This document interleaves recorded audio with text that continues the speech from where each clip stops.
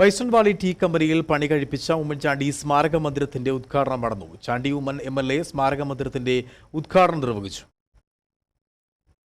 കോൺഗ്രസ് പ്രവർത്തകർക്ക് ആവേശമായി bison Valley tea കമ്പനിയിൽ കോൺഗ്രസ് ഓഫീസിന്റെ നിർമ്മാണം പൂർത്തീകരിച്ചു. അന്തരിച്ച മുൻ മുഖ്യമന്ത്രി ഉമ്മൻചാണ്ടി തറക്കല്ലിട്ടായിരുന്നു ഓഫീസിന്റെ നിർമ്മാണ ജോലികൾക്ക് തുടക്കം കുറിച്ചത്.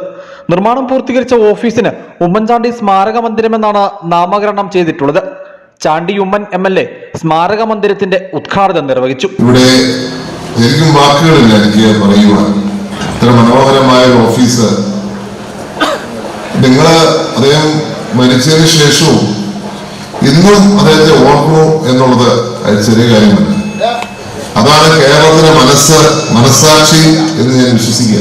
അതുകൊണ്ട് നിങ്ങൾ പലരും അവിടെ വരുമ്പോൾ ഇന്നും ആ കല്ലറയിൽ കയറി സിമന്റ് മാത്രം ഭാഗിയിട്ടിരിക്കുന്ന കോൺക്രീറ്റ് മാത്രം ഭാഗിയിട്ടിരിക്കുന്ന കല്ലറ കയറിയിട്ടാണ് നിങ്ങൾ ഓരോരുത്തരും ഇവിടെ പുതുപ്പള്ളി ഭാഗത്ത് വരുന്നുണ്ടെങ്കിൽ കയറാറുണ്ടെന്ന് ഞാൻ കാണുന്നു.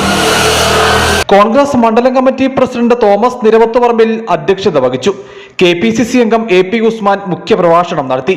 PB Skaria, Aloshi Thiruthalil, Abhilash Pathiyil, T Siddique, VJ Joseph, Shandy Baby, Manju Jins, Ratheesh TM തുടങ്ങിയവർ സംസാരിച്ചു.